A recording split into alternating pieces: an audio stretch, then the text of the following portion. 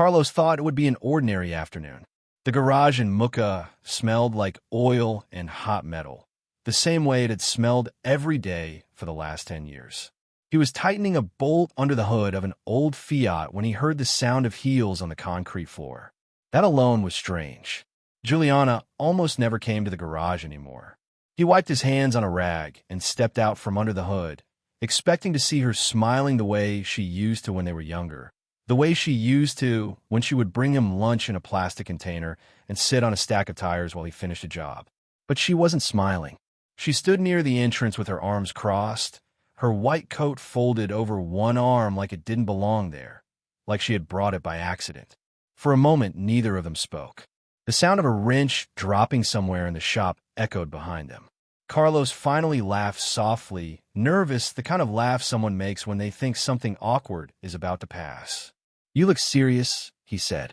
"What happened?" Juliana didn't move. She looked around the garage first, at the stained floor, the tools hanging from the wall, the old radio on the shelf playing a low Sertanijo song. Then she looked at him. "Carlos," she said quietly, "I can't continue like this." The sentence didn't make sense to him at first. "Like what?" he asked. She took a breath, the kind someone takes before jumping into cold water. "I met someone." Carlos stared at her, still holding the rag in his hand. The words hung in the air like something unfinished. "Okay," he said slowly. "And—" She looked down for a second, then back up with a strange calm in her face. "He's the clinical director at Hospital Syrio-Libanese. We've been seeing each other. I'm going to move in with him." Carlos laughed again, but this time the laugh came out wrong, dry and sharp. "You're joking," he said. "Right?" Juliana didn't answer. She just kept looking at him. Carlos looked down at his hands, black with grease, then back at her perfectly clean face. 10 years. 10 years together, and suddenly the conversation felt like something between strangers. "After everything," he asked quietly, "after everything we did to get you there?" Juliana's expression hardened a little. "No one asked you to do those things, Carlos," she said. "You chose to." The words hit harder than she expected, but she kept going. "Look around you. Look at this place. I'm a doctor now. My life is different. Our worlds don't match anymore." Carlos didn't answer. For a few seconds, he just stood there, listening to the radio in the background and the distant noise of traffic outside the garage door. He had imagined many versions of the future with Juliana, but none of them had ever ended with her standing in the doorway, speaking to him like he was part of life she had already left behind. That afternoon in the garage was the moment everything broke. But the truth was that their story had started long before that, on a crowded bus stop along Radial LESD, when neither of them had anything except time and stubborn hope. Back then, Juliana wasn't a doctor, and Carlos wasn't a man who had lost everything. She was just a tired girl with heavy books in her backpack and dark circles under her eyes from studying late at night. Carlos was 23, wearing the blue uniform from the mechanic shop where he had started working as a teenager. The first time he noticed her, she was trying to read while standing in a bus full of people. Every time the bus stopped, she almost dropped the book. At one sharp turn, the book actually fell, sliding across the floor. Carlos picked it up before anyone stepped on it and handed it back to her. "Medicine?" he asked, pointing at the title. Juliana smiled, embarrassed. "Trying to get there." That was how it began. Nothing dramatic. No music playing in the background. Just two young people standing too close in a crowded bus, talking about the future as if the future was something simple you could reach if you worked hard enough. Over the next months, they started meeting at the same bus stop almost every morning. Carlos would bring coffee in a cheap paper cup. Juliana would tell him about anatomy classes, exams, professors who made her feel like she didn't belong there. She was the daughter of a seamstress. Private medical school felt like a different planet sometimes. Carlos didn't know anything about medicine, but he listened the way people listen when they truly believe in someone.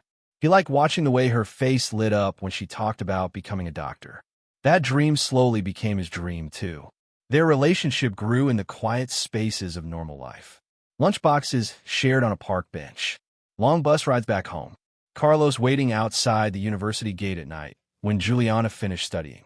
They didn't have money, but they had a rhythm that felt strong. When Juliana passed the entrance exam, for a private medical school. The celebration was small but sincere. They bought a cheap cake from a bakery near Mooca and ate it in Carlos's tiny rented kitchen. Juliana kept saying she didn't know how she would pay the tuition. Carlos kept saying they would figure it out, and he believed it when he said it. The truth was that Carlos owned almost nothing. He had an old motorcycle, a box of tools, and a small piece of land in Atabea that his father had left him before dying. That land was supposed to be his future, the place where he imagined building a small house one day, maybe raising children, maybe retiring after years of work. But when the tuition bills started arriving, that dream slowly changed shape. At first, Carlos tried to work more hours. Weekends, nights, holidays. The garage owner liked him because he was reliable and customers trusted his hands. But medical school was expensive in ways neither of them had fully understood. Books, equipment, lab fees, transport. Juliana tried to find part-time work, but the course demanded too much time. One evening, they sat together on the steps outside Carlos's house, looking at the papers spread across their laps. The numbers didn't make sense. Juliana's voice broke first. "Maybe I should stop," she said quietly. "Maybe I should try again next year at a public university." Carlos shook his head immediately. "You worked too hard to get here," he said. "You're not quitting now." She looked at him with tired eyes. "Then what do we do?" Carlos didn't answer right away. Instead, he stared at the ground for a long time. The idea had been sitting in the back of his mind for weeks, growing heavier every day. Finally, he said it out loud. "I still have the land in Atabea." Juliana frowned. "Your father's land?" "Yeah." "Carlos, that's the only thing you have." He shrugged like it wasn't important. "It's just land. It's your future." Carlos looked at her and smiled in the quiet, confident way that had made her fall in love with him in the first place. "You are my future," he said. "One day when you're Dr. Juliana Mendez, we'll buy 10 pieces of land if we want. For now, this is just an investment." Juliana tried to argue, but Carlos had already made the decision. A few weeks later, he drove to Atabea and stood on the small piece of land his father had loved. There wasn't much there, just grass, a broken fence, and the view of distant hills that used to calm him when he was younger. He walked across the property slowly, remembering the afternoons he had spent there with his father fixing things that didn't need fixing just to pass time together. Selling it felt strange, like closing a door he hadn't expected to close so soon. But when he imagined Juliana wearing a white coat with her name on it, the doubt disappeared. The paperwork happened in a small office in town. The buyer was a man who barely looked up from his phone while signing the documents. When a moment came for Carlos to sign, the pen felt heavier than it should have. For a second, he hesitated, not because he wanted to keep the land, but because he understood what the signature meant. It meant betting everything on a future that existed mostly in faith. Then he signed. When he returned to São Paulo that evening, he placed the envelope with the money on the kitchen table in front of Juliana. She stared at it without touching it. "You did it?" she asked softly. Carlos nodded. Juliana's eyes filled with tears. She wrapped her arms around him so tightly he could barely breathe. "I promise I'll make this worth it," she whispered. Carlos laughed gently and kissed her hair. "I know you will," he said. At that moment, he believed it with absolute certainty, the kind of certainty only people deeply in love are capable of. What he didn't know was that the signature he had written that afternoon had not only sold the land in Atabea. In a way, he had also signed away the quiet life he once imagined, the life where love and loyalty stayed simple and unbroken. The first months after Carlos sold the land were strange but hopeful.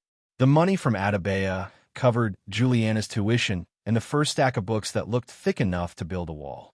For a while, nothing changed between them. Juliana still woke up early, still met Carlos at the same bus stop on Radio Lest, still leaned her head against his shoulder during the ride when she was too tired to talk. Carlos worked longer hours at the garage, but he didn't complain. If anything, he seemed proud of the exhaustion. Every time Juliana opened a new textbook or talked about a class she had passed, Carlos felt like a small part of the victory belonged to him too. He didn't need anyone to thank him. Watching her move forward was enough. But medical school is a long road, and somewhere along that road something subtle began to shift.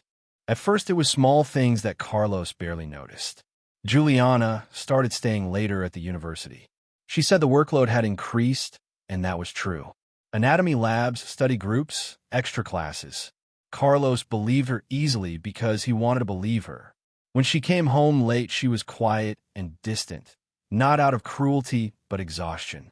Carlos would heat leftovers, sit beside her at the small kitchen table, and listen while she talked about professors and classmates he had never met. Sometimes she mentioned students who came from wealthy families, people who arrived in expensive cars, and spoke about internships abroad as if those opportunities were normal. Juliana laughed about it in the beginning. She used to say she felt like an imposter among them, a girl from Mooca pretending she belonged in rooms where everyone seemed more polished. Carlos always answered the same way. "You belong there more than they do," he would say. "You fought to get there." She used to smile when he said that. But over time, the smile started fading. The new world Juliana entered demanded something from her that no one had warned her about. It demanded distance from the life she came from. The first sign came one afternoon when Carlos surprised her by visiting the university. He had finished work early and thought she might like the gesture. He arrived in his blue mechanic uniform, hands still smelling faintly of oil despite washing them twice. When Juliana saw him waiting near the entrance gate, her reaction was not what he expected. She hugged him quickly, but her eyes kept moving around as if she was checking who might be watching. "You didn't tell me you were coming," she said softly. "I thought it would be a nice surprise." She nodded, but didn't look relaxed. A group of students passed nearby, and Juliana stepped slightly to the side, almost placing Carlos behind her body without realizing it. The moment lasted only a few seconds, but Carlos noticed. "Everything okay?" he asked. "Yeah, of course," she said too quickly. I have a study group soon." They talked for a few minutes, and then she left, walking fast toward the building without looking back. Carlos stood there a moment longer before heading to his motorcycle. He told himself he was imagining things. After all, medical school was stressful. Anyone would change under that pressure. Months passed, and the distance between their two worlds grew slowly, like a crack spreading across glass. Juliana stopped visiting the garage completely. When Carlos suggested meeting after her classes, she often said she was too tired. When she did come by the neighborhood, she seemed uncomfortable with the noise, the grease, the familiar chaos that had once felt normal to both of them. One evening, she wrinkled her nose when Carlos hugged her after work. "You smell like burnt oil," she said without thinking. Carlos laughed it off, but the comment stayed in the back of his mind. He began showering immediately after work before seeing her, something he had never worried about before. Meanwhile, the financial pressure never really disappeared. The money from selling the land helped, but medical school kept generating new expenses. Carlos picked up extra work wherever he could. Sundays became just another work day. Holidays meant nothing. He stopped replacing old clothes and repaired his boots twice instead of buying new ones. None of it felt like sacrifice to him at the time. It felt like progress. Juliana, on the other hand, was slowly learning how the world of medicine operated. The social circle around her grew more sophisticated every year. Students invited her to restaurants near Avenida Paulista, places Carlos had never even seen from the inside. At first, she refused those invitations because she didn't want Carlos to feel excluded. Eventually, she started accepting them. "It's just networking," she told him once. "It's important for the future." Carlos nodded. He trusted her judgment. The more Juliana advanced in her studies, the less their daily routines overlapped. She spent nights at the library preparing for exams while Carlos slept a few hours before another early shift at the garage. Sometimes they went days without really talking. When they did see each other, the conversations fell shorter, more practical. Neither of them openly admitted that something was changing. The shift became impossible to ignore during Juliana's final year. She had started her residency rotations, which meant long hours inside hospitals surrounded by doctors who had already built the lives she dreamed about. One of those doctors was Eduardo. He was older, confident, and carried himself with the quiet authority of someone who had never doubted where he belonged. Juliana first mentioned his name casually. The clinical director helped me during a difficult procedure today, she told Carlos one night while scrolling through notes on her laptop. Carlos didn't think much about it. Doctors worked with other doctors all the time. Over the following weeks, Eduardo's name appeared more frequently in her stories. He had recommended a book. He had invited several residents to a professional gathering. He had praised Juliana's work during case. Carlos listened and nodded, happy that someone important recognized her effort. What he didn't see was how Eduardo represented something deeper than professional respect. Eduardo was the doorway to the life Juliana had slowly begun to imagine for herself. A life where people didn't worry about bus schedules or broken engines. A life where everything looked clean and controlled. The night Juliana received her medical license should have been one of the happiest nights of their lives. Carlos had imagined that moment for years. He even closed the garage early so he could celebrate with her. But Juliana didn't come home that night. She sent a message instead. The residency group is going out to celebrate. I'll be late. Carlos waited anyway, sitting at the kitchen table with a small cake he had bought on the way home. The hours passed quietly. By the time Juliana finally returned, the candles had melted into the frosting. She smelled like expensive perfume and alcohol. Carlos smiled when he saw her, but the smile felt different this time. Did you have fun? He asked. Juliana nodded, taking off her shoes near the door. It was good. She didn't mention Eduardo, but Carlos had already heard the name too many times to ignore the silence around it. A few weeks later, everything collapsed in the garage on that quiet afternoon, when Juliana walked in wearing a face that no longer belonged to the girl from the bus stop. Carlos listened as she explained that her life had moved in a different direction. She spoke calmly, almost professionally, as if she were describing a diagnosis rather than ending a decade of shared struggle. You deserve someone who fits your life, she said near the end, trying to soften the blow. Carlos finally spoke after standing silent for almost a minute. I thought we were building that life together, he said quietly. Juliana didn't answer because there was no answer that wouldn't sound cruel. She turned and walked out of the garage, her footsteps fading into the noise of the street. Carlos remained there long after she left, staring at the empty doorway. In that moment, he still believed the worst part of his life had just happened. He had no idea that the real fall had not even begun yet. For the first few days after Juliana left, Carlos moved through life like someone who had just woken up from surgery. Everything felt numb, slightly unreal. The garage in Mooca was still the same place it had always been, the same metal shelves, the same smell of oil and rubber, the same radio playing quietly in the background. But the silence inside Carlos had changed. For 10 years, his routine had been built around two things, work and Juliana. When one of them disappeared, the other one suddenly felt heavier. At first, he told himself the pain would pass if he stayed busy. That was how he had always handled problems. So he worked longer hours than ever. He arrived before anyone else and often closed the garage at night. But concentration is a fragile thing when your mind keeps returning to the same empty space. The first mistake happened 3 days after the breakup. Carlos forgot to tighten a bolt on a suspension job. The car returned the next morning with the customer angry and the garage owner embarrassed. Carlos apologized and fixed it immediately, but the mistake bothered him more than it should have. In 15 years of working with engines, he had built a reputation for precision. Cars left his hands better than when they arrived. That reputation had taken years to build, and only one moment of distraction to crack. He told himself it would not happen again, but it did. A week later, he misdiagnosed a fuel pump problem and replaced a part that didn't need replacing.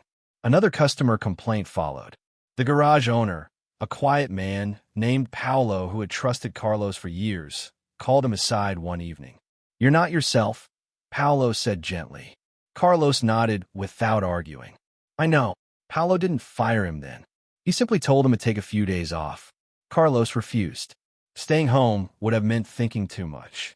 So he kept working, but the mistakes kept coming in small, painful ways. Each one chipped away at the confidence he had always relied on. Meanwhile, the financial pressure that had once been manageable started closing in around him.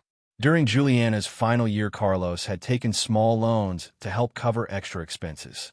At the time, it seemed temporary. Now those debts returned like old shadows. Bank letters began arriving at the house. Payment reminders turned into warnings. Carlos tried to negotiate new deadlines, but the numbers didn't care about his situation. The first thing he lost was the motorcycle. It had been old and unreliable, but it had also been freedom. When the bank agent arrived to take it, Carlos watched silently from the doorway of the small rented house he had lived in for years. The agent avoided eye contact while loading the motorcycle onto a truck. Carlos didn't blame him. Everyone was just doing their job. Without the motorcycle, Carlos started taking the bus again, the same crowded buses he had taken when he was younger. The difference now was that every corner of the city reminded him of something he had lost. The bus stop near Radial Lest felt different without Juliana standing beside him holding a coffee cup. A few weeks later, the next blow came. Paulo called Carlos into the office again. This time the conversation was shorter. The garage had started losing clients because of recent complaints. Paulo explained that he couldn't afford more problems. "You're one of the best mechanics I've ever known," he said quietly. "But right now you're not that man." Carlos understood before Paulo finished the sentence. He packed his tools into a small box and left the garage without saying much. Losing the job hurt more than the breakup in a strange way. Juliana had been part of his emotional life, but the garage had been his identity. Without it, Carlos felt like someone had removed the ground under his feet. He tried finding work at other shops across São Paulo, but the industry was small and reputations traveled fast. When owners called Paulo for references, the hesitation in his voice was enough to close the door. Days turned into weeks. The rent on Carlos's small house went unpaid. The landlord waited longer than most people would have, but patience eventually runs out. One afternoon, Carlos returned from another failed job search to find a notice taped to the front door. He stood there for a long time reading the paper, even though the message was simple. He had 2 weeks to leave. Packing the house took less than an hour. Carlos didn't own much. A few clothes, a toolbox, some old photos that he eventually decided not to keep. When the day came to leave, he carried the box of tools with him because it was the only thing that still felt like part of who he was. For the first time in his adult life, Carlos had nowhere to go. São Paulo is a city that never stops moving, but it has quiet corners where people fall without anyone noticing. Carlos found one of those corners beneath the wide metal awning of a closed store in the center of the city. At night, he spread a thin blanket on the concrete and used his toolbox as a pillow. The first night, he barely slept. The city sounded different from a street. Cars passed constantly. Voices echoed through empty avenues, and cold air crept through every layer of clothing. But the worst part wasn't the cold or the noise. It was the invisible feeling that came with sleeping outside. During the day, thousands of people walked past him without looking. Some were not cruel. They simply didn't see him. Carlos learned quickly that invisibility is one of the first lessons the street teaches. Weeks passed like that.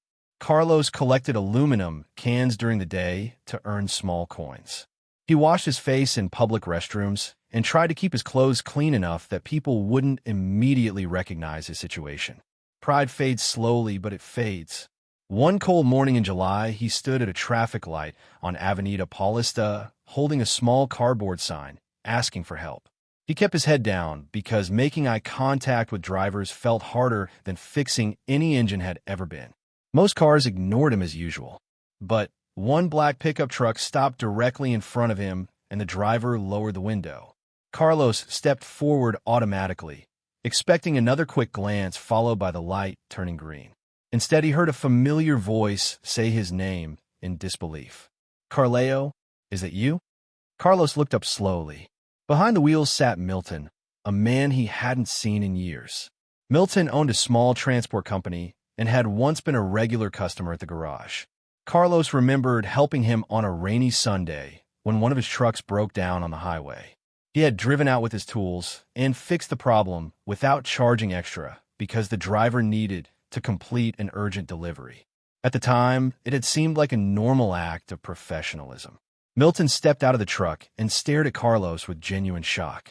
"What happened to you?" he asked. Carlos hesitated before answering. Explaining the full story would have taken too long.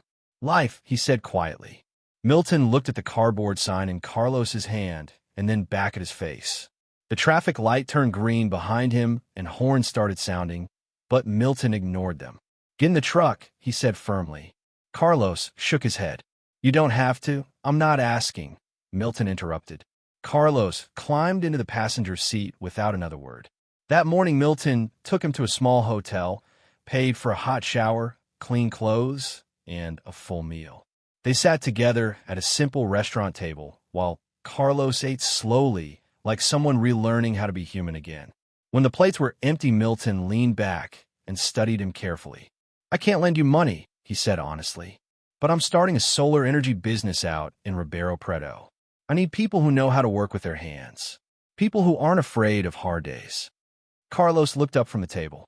For the first time in months, he felt something close to hope moving quietly through his chest. Milton continued speaking. "It's not glamorous work. You'll be carrying heavy panels under the sun and learning everything from zero." Carlos didn't hesitate this time.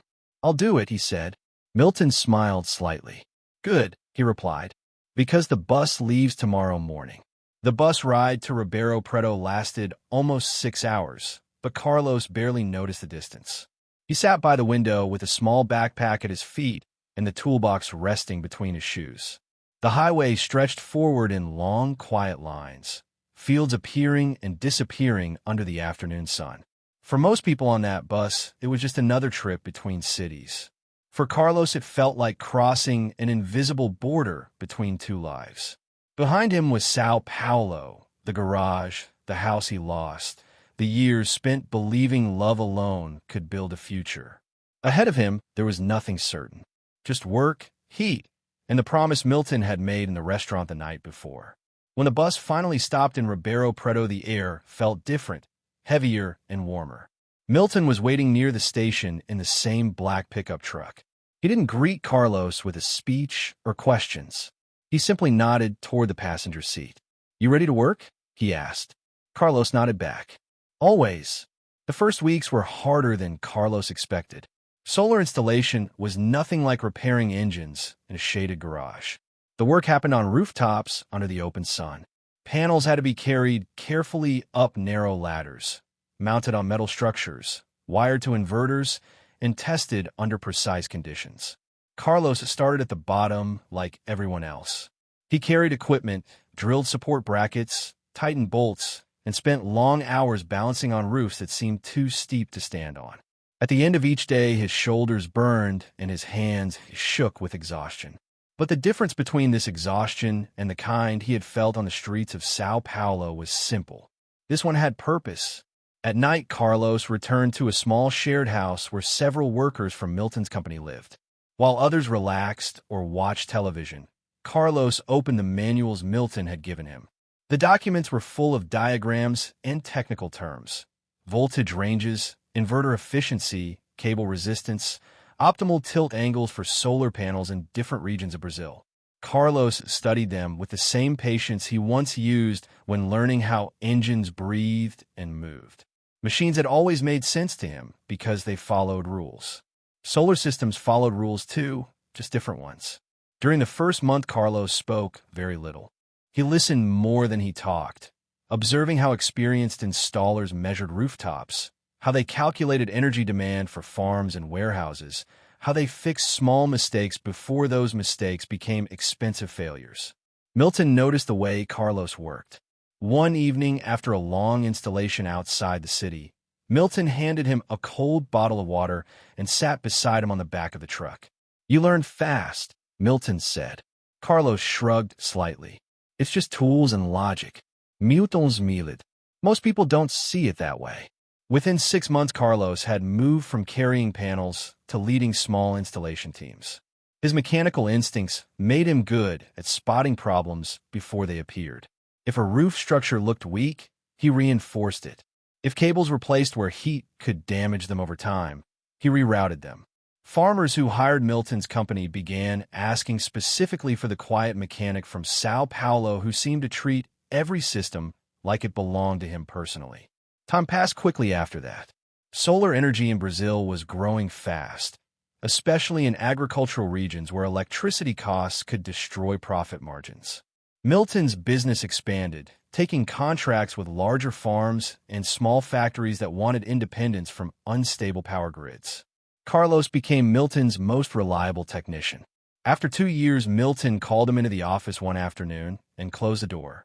"You know this business as well as I do now," Milton said. "Maybe better in some areas." Carlos waited quietly. Milton slid a folder across the desk. Inside were documents for a small loan agreement. "You should open your own company," Milton continued. "I'll help you get started." Carlos stared at the papers without touching them. For a moment, he remembered another stack of papers years earlier, the ones that had sold his father's land in Atabeia. That memory carried a trace of pain, but it also reminded him how much life could change after a single decision. "Why would you do this for me?" Carlos asked. Milton leaned back in his chair. "Because years ago you drove across the highway in a storm to fix one of my trucks. You didn't charge extra. You didn't complain. You just did the job because it was the right thing to do." He shrugged. Some debts take time to repay. Carlos signed the papers a week later. The beginning was modest. His company started with 2 employees, a rented pickup truck, and a handful of small installation jobs Milton passed his way. But Carlos approached the business the same way he approached engines years earlier. Slowly, carefully, learning every detail until mistakes disappeared. Contracts grew larger. Farms recommended his work to neighboring farms. Within 4 years, Carlos owned a fleet of trucks, employed dozens of technicians, and handled solar installations across several regions of São Paulo state. At 40 years old, Carlos had rebuilt his life piece by piece without ever returning to the man he had been before everything collapsed. The anger he once felt toward Juliana had faded somewhere along the way, replaced by something quieter and harder to define. It wasn't forgiveness exactly. It was distance. Her name simply stopped appearing in his thoughts. Then one afternoon, his assistant walked into the office holding an invitation envelope. "You've been invited to speak at the National Energy Congress in São Paulo," she said. Carlos opened the letter slowly. The event would take place in a luxury hotel near Avenida Paulista, the same avenue where he once stood holding a cardboard sign asking strangers for coins. The invitation included a note explaining that his company had been selected to receive an innovation award for rural solar expansion. For a long moment, Carlos stared at the paper without saying anything. Returning to São Paulo after everything that had happened felt strange, like reopening a book he thought he had finished reading. A week later, he stood in the polished lobby of that hotel, adjusting his tie in the reflection of a glass wall. The place looked exactly like the kind of world Juliana had always dreamed about. Expensive suits, quiet conversations, polished marble floors. Carlos didn't feel out of place there. Not anymore. As he waited for the ceremony to begin, a television screen near the reception desk caught his attention. A news broadcast was playing, the red banner at the bottom of the screen announcing breaking news. Carlos glanced at it casually at first. Then he froze when he heard the name spoken by the reporter. Juliana Mendes. The camera showed a photograph of her that Carlos barely recognized.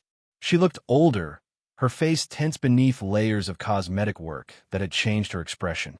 The reporter explained that Juliana had built a successful aesthetic clinic catering to wealthy clients. But an investigation had revealed serious malpractice involving illegal medical products and falsified treatment reports. One patient had died after a procedure, and authorities had issued a warrant for Juliana's arrest. Carlos watched the report quietly until the screen switched to another story. He didn't feel the surge of satisfaction he might have imagined years earlier.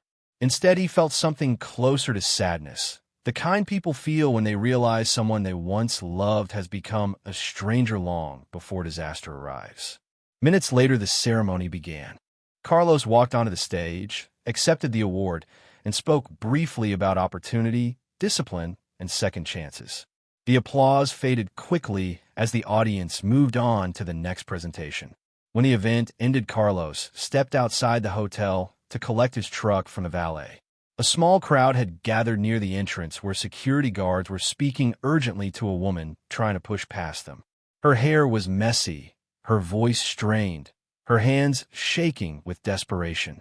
Carlos recognized her before she even looked up. Juliana. For a moment, time folded back on itself. He saw the girl from the bus stop, the student with heavy books, the young woman who once promised to make his sacrifice worth it. Then the present returned just as quickly. Juliana turned toward the street, and their eyes met across the short distance between them. Carlos could see the exact moment she realized who he was. Her face shifted from confusion to shock, then to something closer to hope. She took one hesitant step forward. "Carlos," she whispered. Carlos stood still beside the truck door, the noise of the city moving around them. Everything he had lived through over the last 10 years existed quietly in that single moment. And he realized he felt no anger at all, only distance.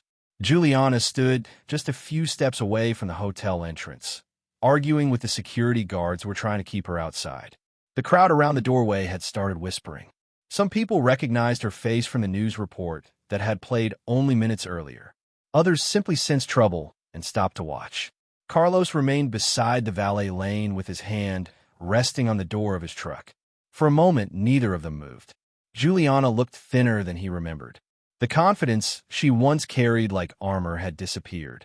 In its place, there was something fragile and restless, the expression of someone who had run out of places to hide. When she spoke his name, it came out almost like a question. "Carlos." Carlos nodded once. Not warmly, not coldly, just acknowledging that he had heard her.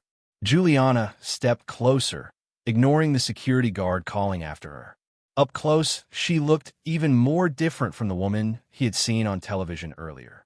Her makeup was rushed, her eyes red from lack of sleep. The expensive clothes she wore couldn't hide the panic behind them. For a few seconds, she struggled to find the right words. I didn't know you were here," she said finally. Carlos answered calmly. "Neither did I." The city noise filled the silence between them. Car horns, distant conversations, the low rumble of traffic moving through Avenida Paulista. Juliana glanced at the truck beside him and then back at his face. The realization seemed to land slowly. "You're doing well," she said.